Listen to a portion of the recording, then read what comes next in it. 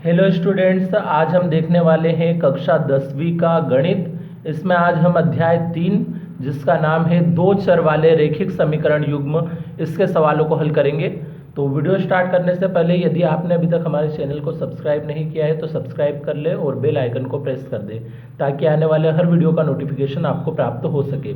और वीडियो को अधिक से अधिक लाइक एवं शेयर जरूर करें। और अगर आपने अभी तक हमारे पिछले वीडियो नहीं देखे हैं तो डिस्क्रिप्शन में 10वीं गणित के सॉल्यूशन की प्लेलिस्ट की लिंक दी गई है, वहां से आप वो सारे वीडियो देख सकते हैं। तो शुरू करते हैं आज के सवाल। आज हम यहाँ पे अध्याय 3 का उदाहरण 12 पढ़ने वाले हैं। ये उदाहरण विलोपन विधि का है। तो प्रश्न दिया है, विलोपन विधि का प्रयोग करके निम्न रैखिक समीकरण युग्म के सभी संभव हल ज्ञात कीजिए। तो यहाँ पे हमें क्या कर रखा है, दो समीकरण दे रखी है। इस रैखिक समीकरण युग्म के हमें सभी संभव हल ज्ञात करने। तो हल ज्ञात करने का मतलब ये होता है कि इसमें दो चर आ रहे हैं x और y, तो हमें x और y के मान ज्ञात करने हैं। हल ज्ञात करने का मतलब x और y के मान ज्ञात करने हैं। अब कौन सी विधि से? विलोपन विधि का प्रयोग करके हमें यहाँ पे निकालने हैं। अब विलोपन विधि में क्या किया जाता है, सबसे पहले ये बता देता हूं मैं आपको। यहाँ पे हमारे पास प्रश्न की जो समीकरण है इसमें दो चर है x और y। अगर हम किसी एक चर को विलोपित कर दे, यानी कि एक चर को यदि हम गायब कर सके तो उसे क्या बोला जाएगा? विलोपन विधि बोलेंगे हम। तो एक चर यदि हमें यहाँ से गायब करना है तो क्या करना पड़ेगा? उसके लिए उसके गुणांक एक जैसे बनाने पड़ेंगे। जैसे समीकरण 1 में x के गुणे में 2 है और समीकरण 2 में x के गुणे में 4 है, तो दोनों जगह अगर हम एक जैसे अंक बना दें तो वो चर विलोपित हो सकता है। तो हमें दोनों जगह अगर एक जैसे गुणांक बनाने हैं तो क्या करेंगे? सबसे पहले तो हम यहाँ पे दी गई समीकरण को लिख लेते हैं। प्रश्न की हल के अंदर सबसे पहले हम दी गई समीकरण लिखेंगे। 2x + 3y = 8, ये समीकरण 1 बना देंगे। और 4x + 6y = 7, ये समीकरण 2 बना देंगे। अब हमें यहाँ पे चरों को, ये जो चर है x वाला, इसके गुणांक अगर एक जैसे बनाने, यानी कि गुणे का अंक एक जैसा बनाना है तो हम क्रॉस गुणा कर देते हैं। क्रॉस गुणा मतलब कैसा? 2 का गुणा हम इस दूसरी समीकरण में करेंगे और इस 4 का गुणा हम इस पहली समीकरण में कर देंगे। मतलब जो अंक हमें समीकरण 1 में दिख रहा है उसका गुणा हम समीकरण 2 में करेंगे, और जो अंक समीकरण 2 में दिख रहा है उसका गुणा हम समीकरण 1 में कर देंगे। तो यहाँ हम लिख लेते हैं समीकरण 1 में किससे गुणा करेंगे? इस 4 से। वह समीकरण 2 में किससे गुणा करेंगे? इस 2 से। समीकरण 2 में 2 से गुणा करने पर, अब यदि हम गुणा करें इस समीकरण 1 में 4 से, तो पूरी समीकरण में ही हमें 4 का गुणा करना है। तो 4 दूनी 8x + 4 तिया 12y = 4 8 32, ये बन गई समीकरण 3। अब समीकरण 2 में हमें किससे? 2 से गुणा करना है।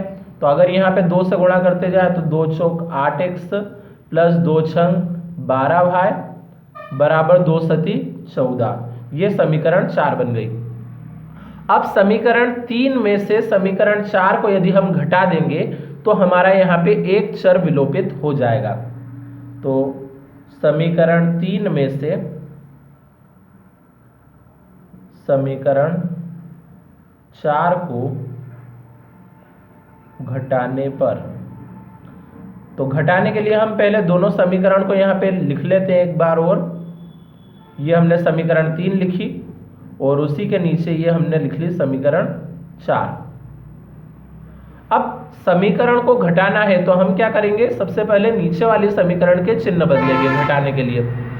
तो घटाने के लिए नीचे वाली समीकरण के चिन्ह बदलना होते हैं। तो नीचे 14 में प्लस है तो हम माइनस कर देंगे, 12 के पहले भी प्लस है तो माइनस करेंगे, और 8 के पहले भी प्लस है तो माइनस कर देंगे।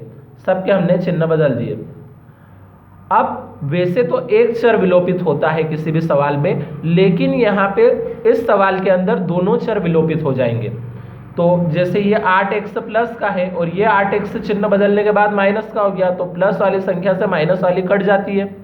ऐसे ही ये 12y प्लस का है और ये 12y माइनस का है, तो ये भी प्लस वाली से माइनस वाली कट जाएगी, यानी कि यहाँ पे दोनों ही चर विलोपित हो गए। तो अब इस तरफ तो हमारे पास कुछ नहीं बचा, मतलब 0, और इधर 32 प्लस का है और 14 माइनस का है, मतलब एक प्लस की और एक माइनस की, इसलिए यहाँ पे हमें घटाना पड़ेगा। तो 32 में से 14 घटाए तो हमारे पास कितने बचे यहाँ पे 18। अब बड़ी संख्या प्लस की थी तो ये 18 इसीलिए प्लस का ही रहेगा। अब अगर यहाँ पे सिर्फ एक चर विलोपित हुआ होता तो बचे हुए एक चर का हमारे पास यहाँ पे मान निकल सकता। मान लो x विलोपित हो जाता सिर्फ, तो y का जो मान निकलता, और फिर y का मान हम किसी एक समीकरण में रख के x का भी निकाल सकते थे, लेकिन यहाँ पे दोनों ही चर विलोपित हो चुके हैं, तो इसलिए अब यहाँ पे हमारे पास कोई चर बचा ही नहीं, 0 लिखना पड़ा हमें यहाँ, 0 बराबर 18। अब क्या 0 18 के बराबर होता है? ये बात सही नहीं है, क्योंकि 0 18 के बराबर नहीं होता है, तो हम यहाँ लिख देंगे जो कि असत्य है।